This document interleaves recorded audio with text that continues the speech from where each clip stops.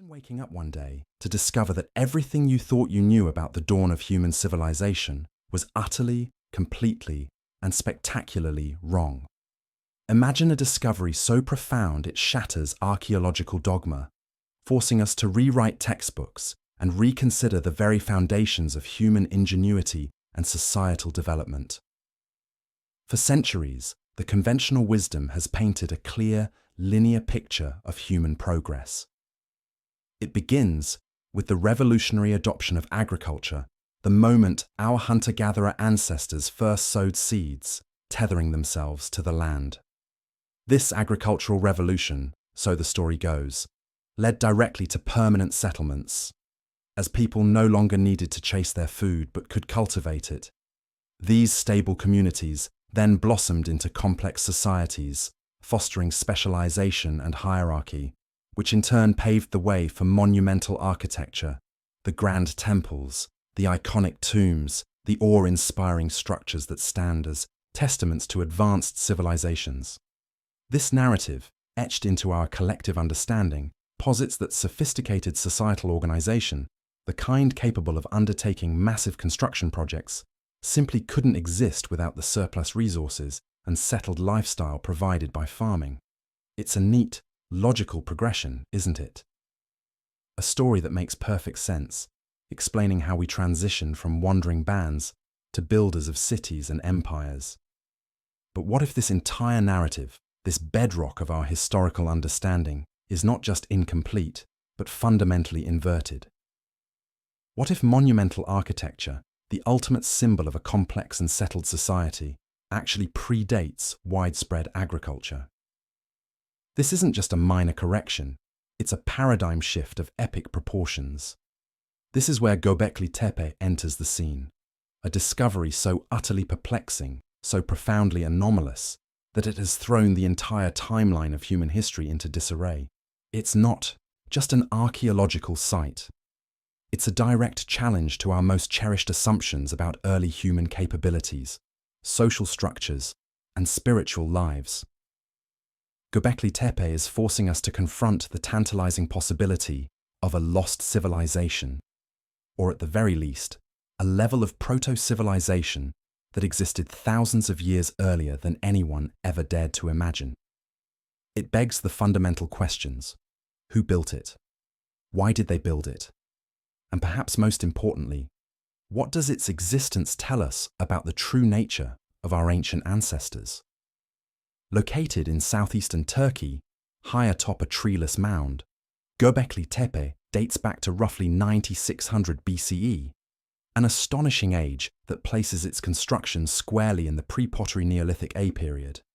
To put that into perspective, this site predates Stonehenge by a staggering 6,000 years.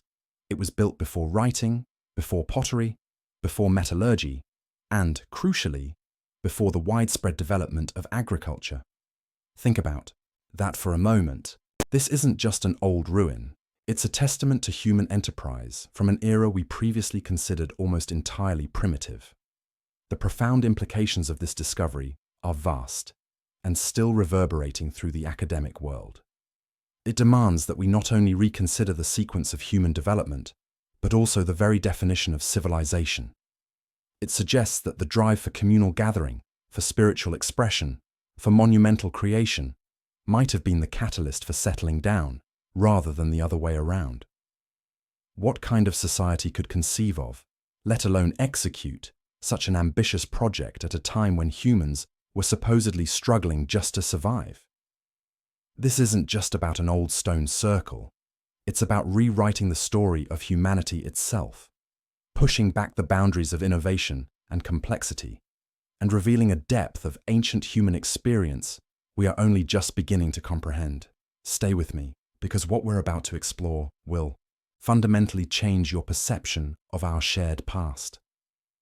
Now, let's talk about the sheer physical presence of Göbekli Tepe, because seeing it, even in photographs, is to be utterly humbled by the ingenuity of our ancient ancestors. This isn't some hodgepodge of rocks piled casually. It is an intelligently designed, meticulously constructed complex of monumental scale. The site consists of several vast circular enclosures, each defined by massive T-shaped pillars arranged in a ring. In the center of each ring stand two even larger T-pillars, often reaching heights of over 18 feet and weighing up to 20 tons each.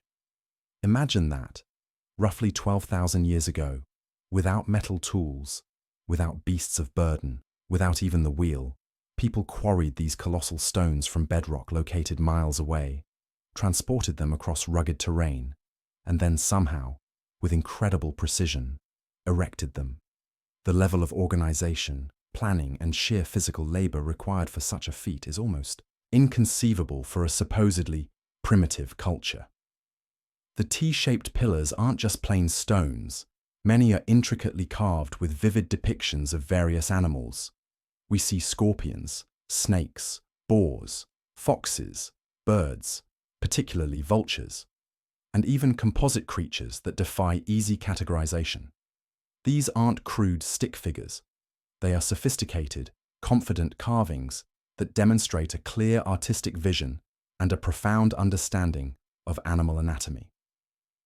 The precision in their execution speaks volumes about the skill of the artisans and the established aesthetic conventions of the time. The pillars themselves are not just structural elements, they are canvases, conveying meaning and perhaps narrative in a language we are only beginning to decipher. The engineering involved in quarrying, transporting, and erecting these megaliths is a riddle wrapped in an enigma. How did they cut these massive stones from the earth without iron tools? We're talking about flint, obsidian, and other types of stone tools, used to shape and smooth incredibly hard rock. Then, how did they move objects weighing as much as a fully loaded tractor-trailer? We can postulate sledges, rollers, and an enormous workforce, but the sheer logistical challenge remains staggering. And finally, the erection. Imagine trying to lift an 18-foot, 20-ton stone upright and secure it into a prepared socket, all without advanced levers or pulleys. This wasn't a trial-and-error project. The uniformity and structural integrity of the enclosures suggest a well-understood and repeatable method. This speaks to a society capable of complex problem-solving, advanced structural engineering, and the coordination of vast numbers of people under a unified vision. One of the most striking features of Göbekli Tepe is the conspicuous lack of evidence for residential structures. Unlike later settlements that grow up around temples or monumental centers, there are very few signs of hearths, domestic refuse, or permanent dwellings at or immediately around the site. This strongly suggests that Göbekli Tepe was not a habitation site in the traditional sense. It wasn't a village that grew into a city. Instead, it appears to have been a purely ceremonial or ritualistic center, a pilgrimage destination, or a gathering place that drew people from a wide geographical area. This absence of domestic life profoundly impacts our understanding of its purpose and the social organization that underpinned its construction. When we compare Göbekli Tepe to other ancient sites, its unique age and features truly stand out. Stonehenge, Karnak, the Egyptian pyramids, all spectacular, all monumental, but all built thousands of years after Göbekli Tepe by societies that had already developed agriculture, cities, writing, and advanced metalworking. Göbekli Tepe represents monumental architecture truly in its infancy, or perhaps a sophisticated peak of a much earlier, unrecognized form of human civilization. It challenges the notion that such complex structures are always products of settled, agricultural societies. It pushes back the timeline for organized religion, for abstract thought expressed in stone, and for coordinated communal effort on a grand scale. It's a geological beacon from a time we barely understand, forcing us to reevaluate what we thought was possible for our distant ancestors. This isn't just an old ruin in Turkey, it's a silent voice from the past, whispering secrets that could change everything we know. Its creation by societies that were, by all archaeological evidence, hunter-gatherers. This isn't just counterintuitive, it's a direct assault on the long-held dogma that monumental architecture and organized religion were the exclusive products of settled agricultural communities. The traditional narrative asserts that farming led to surpluses, which led to sedentary lifestyles, which then allowed for the development of social hierarchies, specialized labor, and ultimately the resources and manpower to build grand structures. Göbekli Tepe blasts this theory apart. The evidence for a hunter-gatherer lifestyle at the time of Göbekli Tepe's construction is robust. Archaeological excavations have unearthed tools made from flint and obsidian, typical of late Paleolithic and early Neolithic hunter-gatherer groups. Analysis of animal bones found at the site indicates a diet dominated by wild game, gazelle, wild sheep, wild cattle, along with wild plants. There's no sign of domesticated crops or animals from this period. The people who built Göbekli Tepe lived off the land, foraging and hunting, just as humans had done for hundreds of thousands of years. Think about that. These weren't established farmers with grain stores and herds. They were nomadic or semi-nomadic groups, dependent on the ebb and flow of nature for their sustenance. This brings us to the colossal logistical challenge. How did a non-agricultural, non-sedentary population feed and organize the labor for such a massive undertaking? Building Göbekli Tepe was not a quick project. It would have spanned generations, requiring thousands of laborers. Where did the food come from to sustain these workers, especially if they weren't growing it? And how were these diverse hunter-gatherer bands, who typically lived in smaller mobile groups, motivated and coordinated to cooperate on such an enormous long-term endeavor? This is where the prevailing theories come into play, attempting to bridge this enormous conceptual gap. The most compelling theory suggests that Göbekli Tepe served as a focal point for seasonal gatherings of multiple hunter-gatherer groups. During specific times of the year, perhaps after a successful annual hunt or harvest of wild grains, these groups might have converged at the site for communal feasting, rituals, and collective labor. The abundant wild game and resources in the Fertile Crescent during this period could have supported large temporary congregations. Imagine hundreds, perhaps even thousands, of people coming together, their shared purpose and belief system outweighing the inherent difficulties of organizing such a disparate workforce. This model of seasonal congregation has profound implications for our understanding of social organization and hierarchy in pre-agricultural societies. It suggests that even without the pressures of fixed territory and surplus management that come with farming, hunter-gatherers were capable of developing complex social structures. Did charismatic leaders emerge during these gatherings? Were there specialists, stone carvers, architects, ritual leaders, who were afforded status and authority? Göbekli Tepe implies a level of social cohesion and shared purpose that defies the traditional view of small, egalitarian hunter-gatherer bands. It points to early forms of collective identity and perhaps even proto-states or chiefdoms driven not by economic necessity, but by spiritual conviction. This forces us to reevaluate the primitive nature often ascribed to early hunter-gatherers. They weren't simply struggling for survival, they were capable of abstract thought, complex social engineering, and monumental artistic expression. They possessed the foresight and organizational skills to embark on projects that would take centuries to complete, projects driven by something beyond mere subsistence. Göbekli Tepe wasn't a functional structure for housing or protection. It was a testament to belief, a monumental manifestation of a rich inner world. This isn't just about rocks in the ground. It's about recognizing the profound intellectual and spiritual sophistication of our ancestors, long before the agricultural revolution was thought to pave the way for such achievements. It's a remarkable reversal of cause and effect, where spiritual needs might have driven aggregation and social complexity, potentially setting the stage for agriculture itself. Let's delve deeper into the rich iconography and the profound mystery of the belief systems that underpinned Göbekli Tepe, because the carvings on those massive T-shaped pillars aren't just decorative. They are symbolic powerhouses, offering tantalizing glimpses into the minds of people who lived 12,000 years ago. The detailed analysis of carved animals is a fascinating endeavor. We see a recurring cast of characters: the scorpion, often associated with danger and death in many ancient cultures; the snake, a universal symbol of rebirth, fertility, or primal forces; the boars, powerful and aggressive, possibly representing strength or hunting prowess; and various birds, particularly vultures, which in many ancient contexts signify death, the carrying of souls, or celestial connections.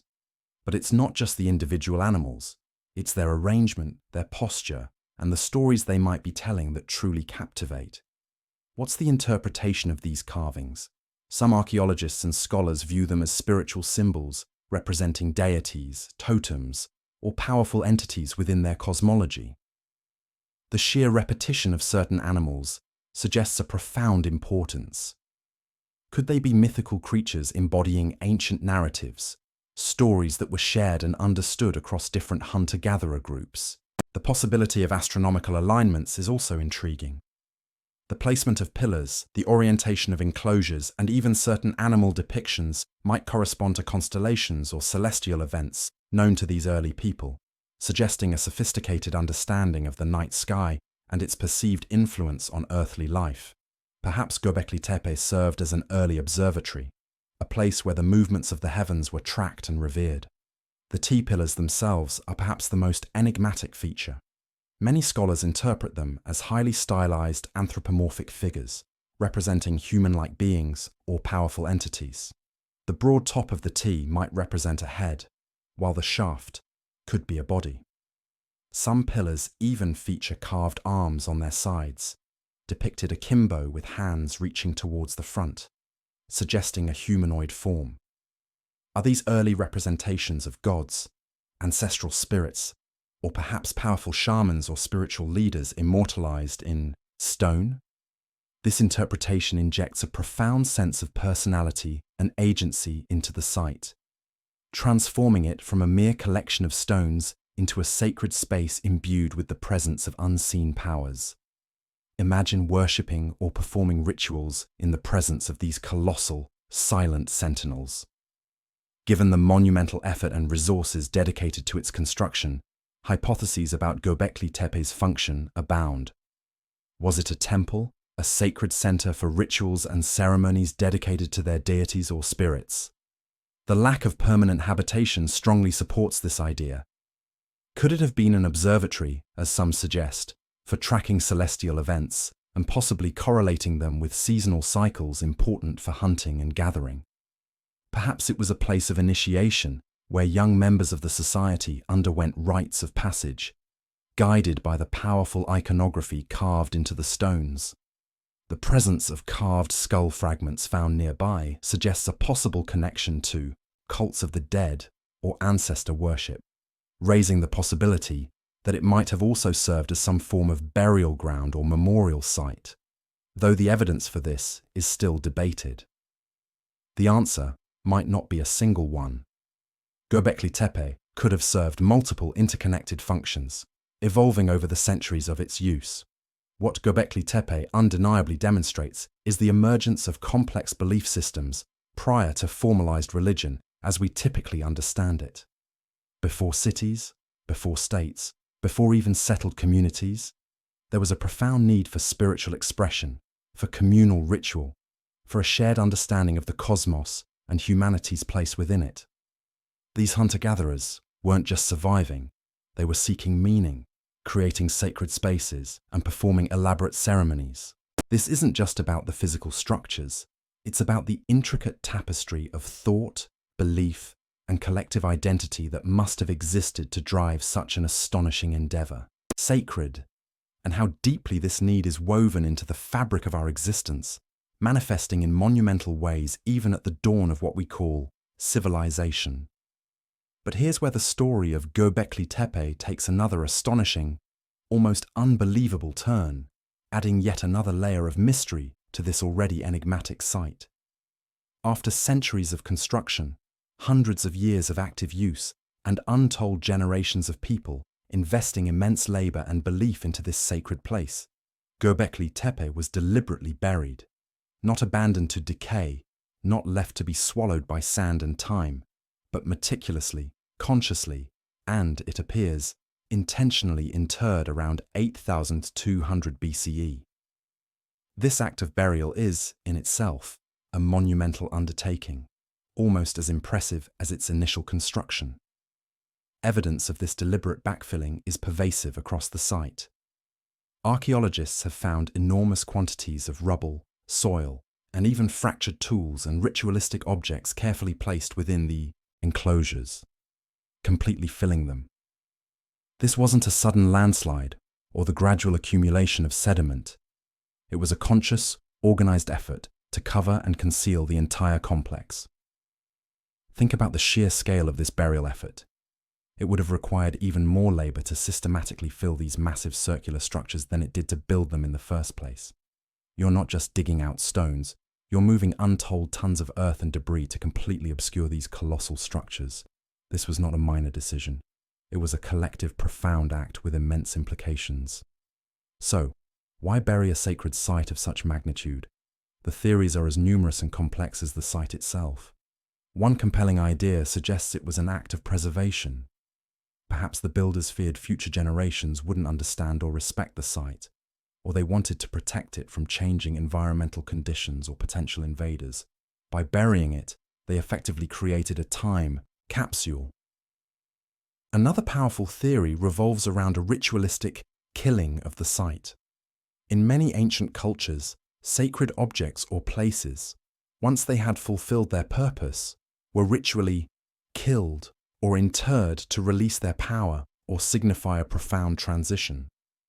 Maybe the spiritual beliefs associated with Göbekli Tepe had changed, and the old gods or ceremonies were being respectfully laid to rest to make way for new practices.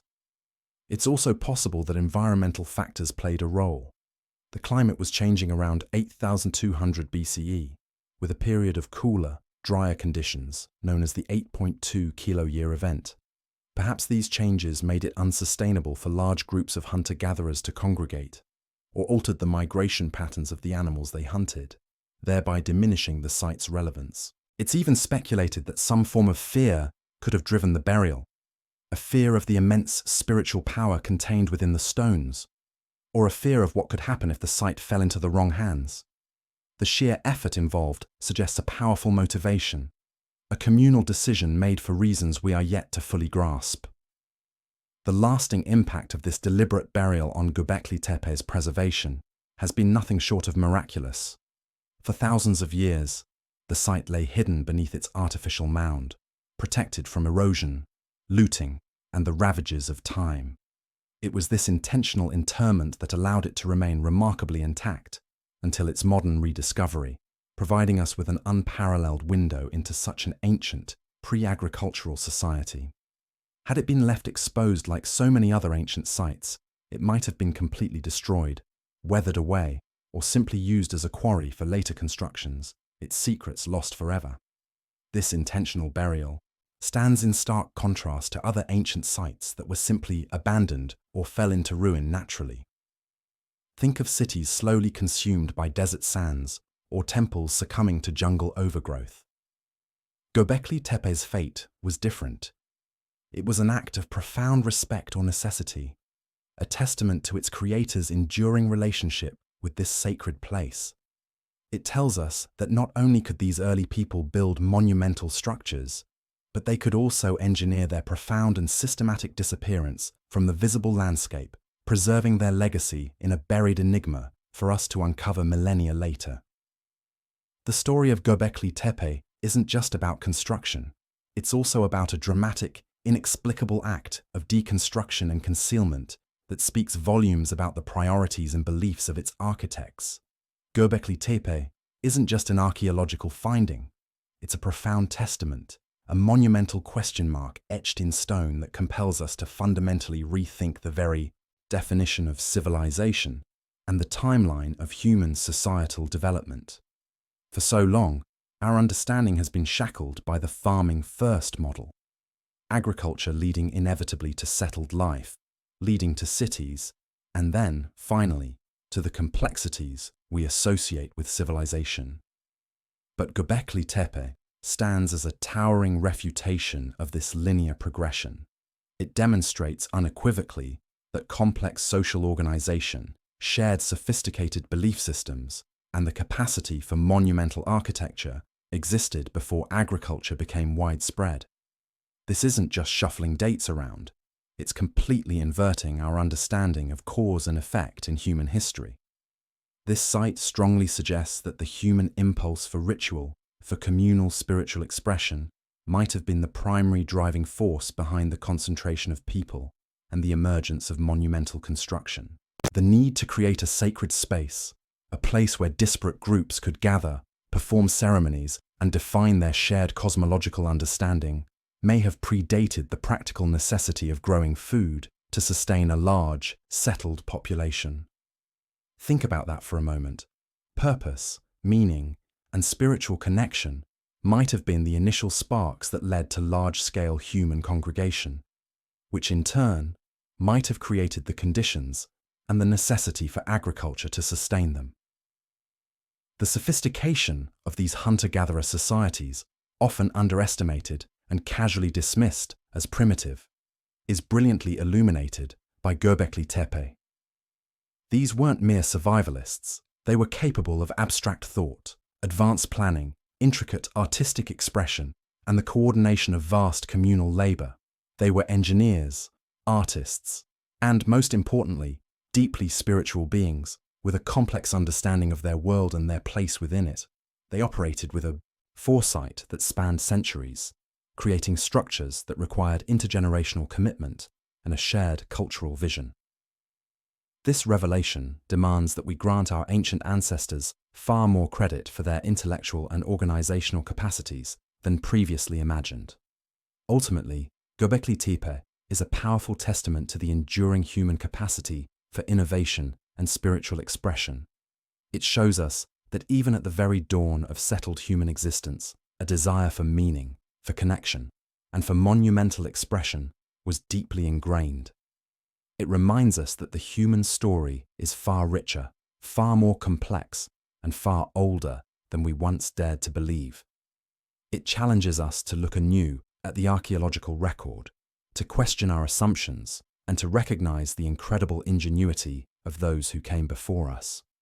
This site isn't just a collection of old stones. It's a profound message from the past, inviting us to redefine what it truly means to be human and to build a civilization. If you found yourself intrigued by this look into humanity's past, please hit that like button to help more people discover this amazing story. And don't forget to subscribe and ring the notification bell so you won't miss our next deep dive into history's greatest mysteries. And indeed, the questions Göbekli Tepe poses extend far beyond its immediate geographical context, rippling outwards to challenge our entire understanding of prehistory and even our modern self-perception. For centuries, the narrative was neat, linear, hunter-gatherers, driven by the practical need for more food for growing populations, invented agriculture. Agriculture led to sedentary lifestyles, which in turn fostered larger settlements, the division of labor, the emergence of social hierarchies, religious specialists, and eventually, monumental architecture. Göbekli Tepe flips this script entirely. It suggests that monumental architecture, religious practice, and elaborate social organization preceded widespread agriculture. It posits that perhaps the desire for communal worship, for ritual, for expressing a shared spiritual vision was so powerful that it actually drove the development of agriculture, not the other way around. The sheer effort required to construct Göbekli Tepe, moving and carving stones weighing many tons each, necessitates a significant workforce. Such a workforce, gathered periodically or even permanently, would require a dependable food source far beyond what casual foraging could consistently provide.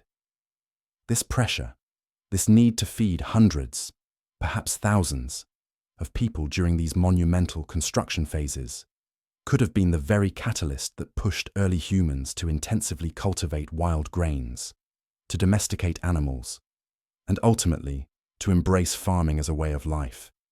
It wasn't just survival. It was survival with a purpose, the purpose of building something sacred, something eternal. Consider the societal implications of this inversion. If spiritual belief and communal ritual were the primary drivers, then the earliest civilizations might have been fundamentally different from what we've traditionally imagined. They weren't just proto-states focused on resource management and territorial control. They might have been centers of pilgrimage, sprawling spiritual communes, or even proto-universities where knowledge of the cosmos, the sacred, and the practical arts was shared and preserved. The priestly class, or shamanistic leaders of such societies, would have held immense power and influence, not through brute force or economic control initially, but through their perceived connection to the divine, their ability to interpret celestial signs, and their capacity to inspire collective action for spiritual endeavors. This challenges the materialist interpretations of history that often privilege economic and environmental factors above all else, suggesting instead that the human spirit, with its insatiable hunger for meaning and transcendence, acted as a primary engine of historical change. The iconography at Göbekli Tepe further supports this idea of a deeply spiritual and symbolic culture. The carvings are not mere decoration. They are often highly stylized depictions of animals: snakes, scorpions, vultures, wild boars, foxes, lions, spiders, and waterfowl. These are not typically animals that lend themselves well to domestication or hunting for large quantities of meat. Instead, they appear to be totemic, symbolic, perhaps representing clans, cosmic forces, or spiritual guardians. The presence of predatory animals, often depicted in powerful and intimidating poses, could suggest a culture grappling with the raw forces of nature, perhaps attempting to appease them, command them, or understand their roles in the cosmic order. The sheer diversity of species points to an encyclopedic knowledge of their environment, but a knowledge imbued with profound symbolic meaning. What did the vulture, with its association with death and rebirth, signify to these people? Why the sudden proliferation of snakes, often intertwined or depicted in menacing ways? These aren't just pretty pictures. They are visual language, a sophisticated communication system that speaks directly to their cosmology and worldview, offering tantalizing glimpses into their beliefs about life, death, and the forces that govern their universe. The enigmatic H symbols and other abstract glyphs found alongside the animal carvings add another layer of mystery. Are these early forms of writing, proto-hieroglyphs conveying complex ideas, or simply geometric patterns with symbolic valence? While not yet deciphered as a true writing system, their consistent presence and repetitive nature across different pillars and enclosures suggest they held specific meaning. This pushes back the timeline for the development of codified symbolic communication, indicating that the desire to record and transmit complex cultural information was present much earlier than previously thought, perhaps driven by the need to preserve the spiritual knowledge and rituals central to sites like Göbekli Tepe. It suggests a society that valued the deliberate transmission of ideas across generations, a hallmark of what we consider civilized behavior. Moreover, the apparent deliberate burial of Göbekli Tepe around 8000 BCE is perhaps one of its most perplexing and profound aspects. Why would such a magnificent and labor-intensive complex simply be covered up? The theory that it was a ritual closure, a sacred burial, gains traction when we consider the monumental effort involved. It wasn't simply abandoned. It was meticulously interred, layer by layer, with soil and debris. This act of burial itself speaks volumes about their reverence for the site and their understanding of its place in their spiritual landscape. Was it a conscious decision to seal away a powerful place after its purpose had been fulfilled, or its efficacy waned? Did new beliefs emerge that rendered the old practices obsolete, leading to a ceremonial decommissioning? Or was it to protect the site from changing environmental conditions, or even from external threats? Whatever the reason, the deliberate burial ensures its preservation, a final act of respect that paradoxically allowed us to discover it millennia later in an astonishingly intact state. This act implies a profound sense of self-awareness and an understanding of historical continuity or discontinuity on the part of its builders. They weren't just building for themselves, they were building or burying for a future that stretched far beyond their immediate experience. The implications for our understanding of human prehistory are staggering. It forces us to reconsider the Neolithic revolution, the shift from hunting and gathering to agriculture, not as a sudden, uniform event, but as a complex process, perhaps catalyzed in some regions by spiritual impulses rather than purely pragmatic ones. Göbekli Tepe suggests a more intricate interplay between human culture, religion, and technological development. It paints a picture of our distant ancestors not as struggling primitives, barely scratching out an existence, but as sophisticated thinkers, deeply connected to their environment, their cosmos, and each other, driven by an innate human need to create meaning and express it materially. They were perhaps engaging in complex social engineering, not just in stone, but in the very fabric of their societies, long before the first city walls were erected. This site also offers a powerful corrective to the often Eurocentric view of history, which tends to place the origins of civilization firmly in Mesopotamia and Egypt. While those regions undoubtedly saw the independent development of complex societies, Göbekli Tepe reminds us that groundbreaking innovation and sophisticated cultural expression were also flourishing elsewhere, particularly in Anatolia. It expands the geographical scope of our inquiry into the roots of civilization, suggesting a more polycentric origin story, with multiple centers of innovation contributing to the vast tapestry of human development. It challenges us to look beyond established narratives and consider how much more there is to discover, hidden just beneath the surface, waiting to rewrite our textbooks and reshape our understanding of who we are. The very concept of civilization itself is brought into sharper focus by Göbekli Tepe. If monumental architecture, complex symbolism, organized labor, and a shared spiritual vision are hallmarks of civilization, then Göbekli Tepe pushes the timeline for these traits back thousands of years. It complicates the definition, suggesting that perhaps the initial impulses for civilization were not driven by the pragmatic necessities of urban living or statehood, but by profound spiritual and communal desires. This isn't to say that agriculture and urbanism weren't crucial later developments, but Göbekli Tepe forces us to consider the precursors to those developments and the foundational elements of complex human societies. What if the earliest cities were not population centers first, but sacred centers? What if the earliest governments were not administrative states, but religious hierarchies? This shift in perspective opens up entirely new avenues for archaeological and anthropological research, encouraging us to look for the sacred and the symbolic, even in the most ancient traces of human activity. The enduring mystery of Göbekli Tepe is also its enduring lesson, and perhaps we never will fully grasp the minds of people who lived 12,000 years ago. But the very act of engaging with this mystery, of questioning our assumptions, and of marveling at their achievements, enriches our own understanding of human potential. It teaches us humility in the face of the past and inspires us to look at our own world, our own drives, and our own monumental creations with a renewed sense of wonder. What drives us to build? What are our shared spiritual visions? What lasting legacies are we creating, and for whom? So, as we reflect on Göbekli Tepe, we're not just looking at ancient stones. We're looking into a mirror that reflects the enduring nature of human creativity, ingenuity, and spirituality. It's a testament to the fact that even at the earliest stages of human society, our ancestors were not just surviving. They were striving for something more profound, something transcendent. They were building cathedrals in the dawn of humanity, not because they had to, but because they felt compelled to. And that, more than anything, is the most profound message from Göbekli Tepe.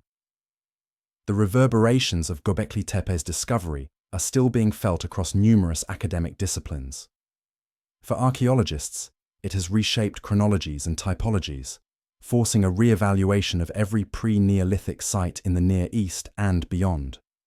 For anthropologists, It offers an unprecedented look into the cognitive capacities and societal structures of complex hunter-gatherers, challenging long-held theories about social evolution. Historians now grapple with a dramatically older timeline for the roots of organized religion and monumental architecture.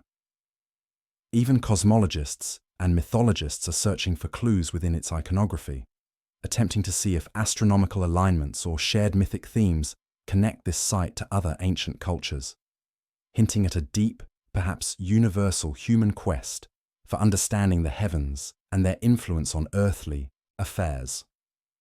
The absence of clear domestic structures at Göbekli Tepe is another critical piece of the puzzle. While there's evidence of communal feasting and large-scale activities, there are no obvious residential buildings.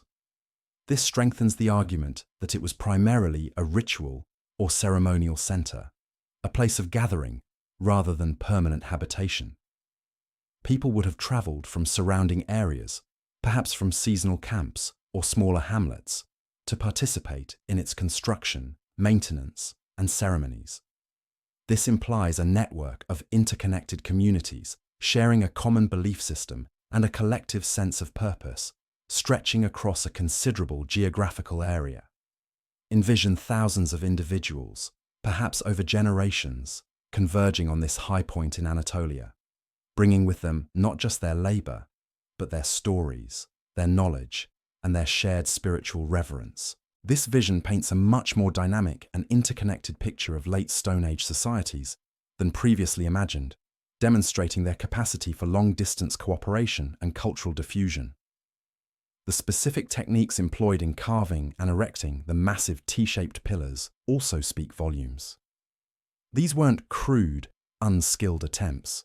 The precision of the carvings, the uniform T-shape, and the ingenious use of mortise and tenon joints, though simpler than later examples, suggest a sophisticated understanding of engineering principles.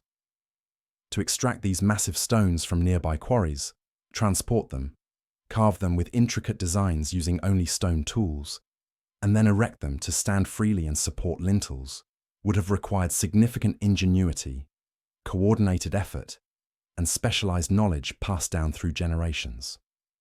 This is not the work of individuals. It's the work of a specialized labor force, perhaps early architects and sculptors, supervised by an organizing intelligence. This level of craftsmanship, developed so early in human history, is a powerful indicator of their advanced cognitive abilities and their dedication to their spiritual constructions. And what about the soundscape of Göbekli Tepe? While we often focus on the visual, imagine the auditory experience, the rhythmic chipping of stone tools, the grunts and shouts of men moving massive blocks, the chanting during ceremonies, the sounds of shared feasting, perhaps music played on early instruments crafted from bone or reeds. The very act of carving and erecting these structures would have been an immersive, almost performative experience. Each blow of the stone tool against the limestone, each collective heave to raise a pillar, would have been imbued with sacred meaning, a physical manifestation of their devotion. This was a place where sight, sound, and physical exertion coalesced into a profound communal experience, forging bonds and reinforcing shared beliefs. The possibility of astronomical alignments within Göbekli Tepe's enclosures is another fascinating area of ongoing research. If proven, it would suggest an even deeper level of sophistication, an understanding of celestial cycles, solstices, and equinoxes, and their integration into their spiritual beliefs. Many ancient cultures aligned their sacred sites with significant astronomical events, believing that such alignments connected the earthly realm with the cosmic order, granting their rituals greater power and efficacy. If the T-pillars or their carved symbols were used as markers for observing the movements of stars or planets, it would reveal a profound connection between their spiritual practices and their observational knowledge of the cosmos. This would make Göbekli Tepe not just a temple, but potentially an observatory, a place where people gazed at the heavens and sought to understand their place within the vast cosmic tapestry. One of the most compelling aspects of Göbekli Tepe is its longevity. The construction phases span well over 1,000 years, indicating an enduring cultural tradition and a consistent, intergenerational commitment to its construction and use. This wasn't a fleeting project, but a deeply ingrained cultural practice. It speaks to the incredible stability and continuity of their belief system over many centuries. Imagine an institution or a project in our modern world that commands such unwavering dedication for over a millennium without the formal structures of a state or a written tradition to enforce it. It's truly remarkable and testifies to the profound psychological and social power these spiritual endeavors held for our ancestors. The shift in iconography over time at Göbekli Tepe might also provide clues. Earlier enclosures seem to feature more powerful, dangerous animals, while later ones might show a change in emphasis, perhaps indicating an evolution of their belief system or a response to changing environmental circumstances. This subtle shift could reveal a dynamic, adapting spirituality rather than a static one. Perhaps as their relationship with the natural world morphed, so too did their deities or spiritual focus. This demonstrates that their culture was not monolithic, but capable of development and transformation, further underscoring their intellectual fluidity. And what of the connection to later belief systems?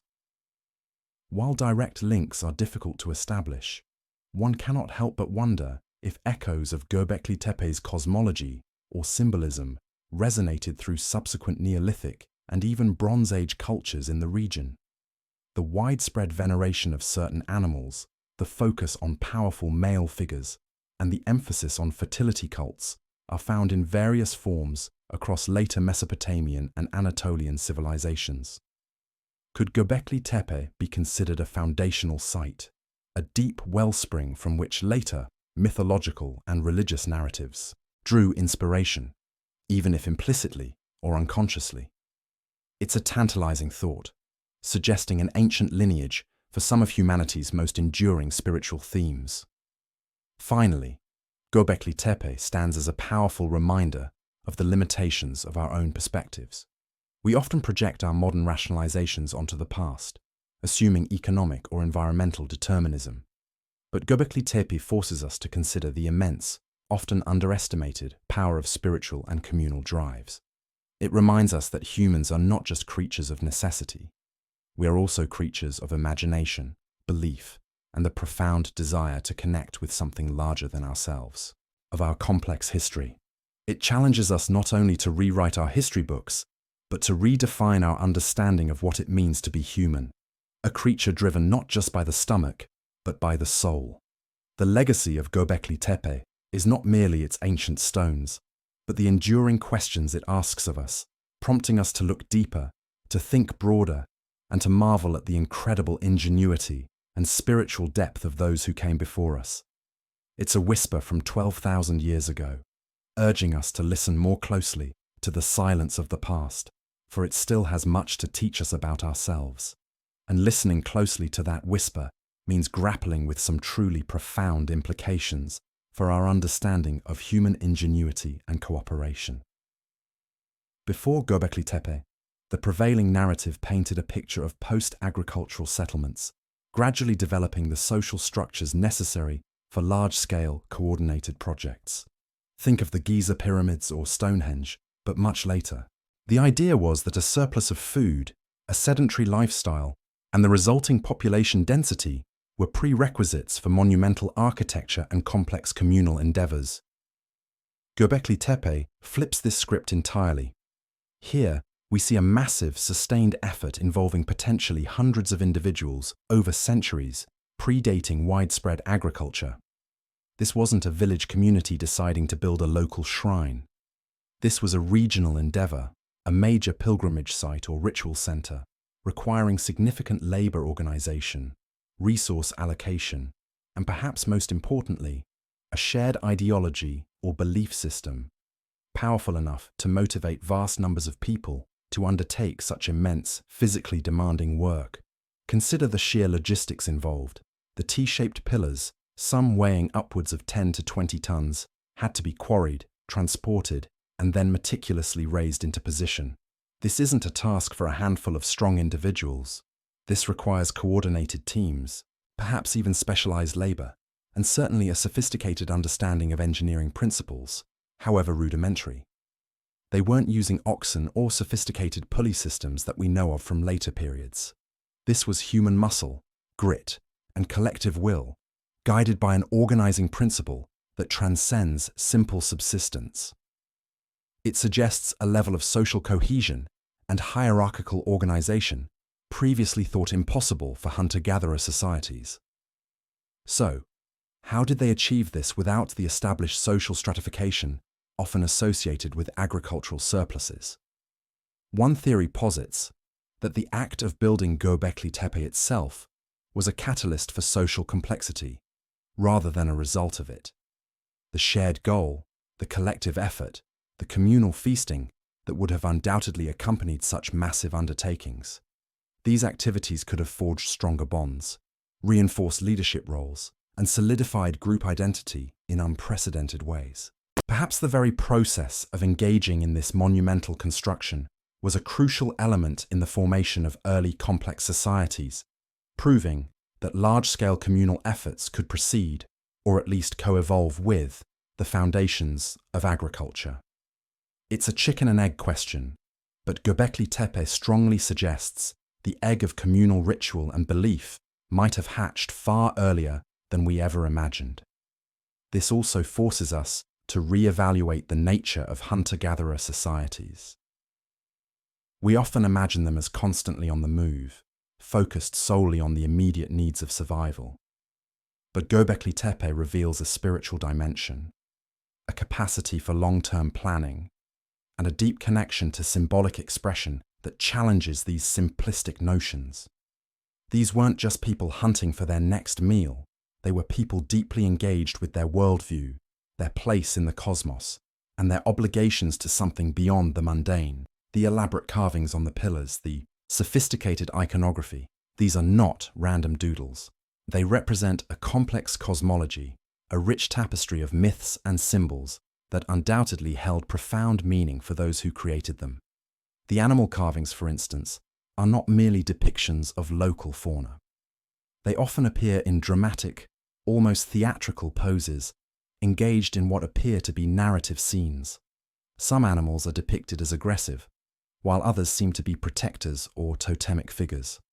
The recurrence of certain animals, snakes, foxes, boars, vultures, and especially various birds of prey, across multiple enclosures, suggests a consistent symbolic language, a shared religious grammar. What were these creatures meant to signify? Were they representations of deities, spirits, or cosmological forces? Or perhaps they alluded to powerful ancestral figures or clan totems. While we lack a Rosetta Stone for Göbekli Tepe, the sheer consistency and artistic skill indicate a deep reverence for these creatures and the roles they played in the spiritual world of the builders. The possibility that these images served as a form of early storytelling, conveying myths and lessons across generations, is incredibly compelling. And then there's the mystery of its eventual burial. Why, after centuries of construction and use, did the builders intentionally and systematically bury Göbekli Tepe? This wasn't a simple abandonment or a natural covering by sediment. The enclosures were deliberately backfilled with earth and debris, sometimes up to several meters high. This massive undertaking, arguably as significant as its initial construction, suggests a conscious decision, a ritual act of closure. Was it a way of preserving the sacred space from profanation? Or perhaps a symbolic act of renewal, sealing away an old cycle before a new one could begin? Some speculate it was a response to changing environmental conditions. Maybe a shifting climate that made the region less hospitable, or altered the availability of the resources that supported the communal gatherings. Others suggest changes in belief systems, with new spiritual paradigms emerging that rendered Göbekli Tepe obsolete or even dangerous. The fact that new, smaller enclosures were sometimes built on top of the buried older ones further complicates the picture. This wasn't a simple rejection. It was an evolution, a transformation. It's as if the spiritual power of the site persisted, even as its form and function shifted. This act of burial could be seen as an ultimate expression of reverence, a way to entomb powerful energies or sacred knowledge, ensuring its purity and protecting it from the uninitiated. It adds another layer of profound intentionality to the entire Göbekli Tepe saga, demonstrating that its builders were not only capable of creating monumental structures, but also of performing monumental acts of ritualized deconstruction and preservation. The legacy of Göbekli Tepe, therefore, extends far beyond its physical remains. It's a testament to the fact that the human impulse for spirituality, for creating meaning, for connecting with the unseen, is not a recent development, but an ancient, driving force at the very core of our being. It showcases an astonishing level of organizational skill, artistic expression, and communal dedication from people who, by conventional historical accounts, should have been focused solely on immediate survival. It demands that we reconsider the timeline of human social complexity, pushing back the origins of organized religion, monumental architecture, and even proto-urbanism by millennia. This site challenges the very framework through which we understand the transition from foraging to farming, suggesting that the spiritual and social drivers might have been as, if not more, fundamental than purely economic ones. It forces us to ask, what else have we misunderstood about our ancestors? What other wonders lie buried, waiting to rewrite our history books and redefine our sense of what's possible? Göbekli Tepe is more than an archaeological marvel. It is a profound philosophical statement etched in stone, a silent but resonant declaration from the dawn of civilization that humanity's deepest aspirations have always included the search for meaning, the creation of beauty, and the forging of community around shared beliefs. It's a whisper that has grown into a roar, echoing across the millennia, urging us to listen to the extraordinary stories that the Earth still holds, stories that continue to reshape our understanding of ourselves and our place in the grand tapestry of human history.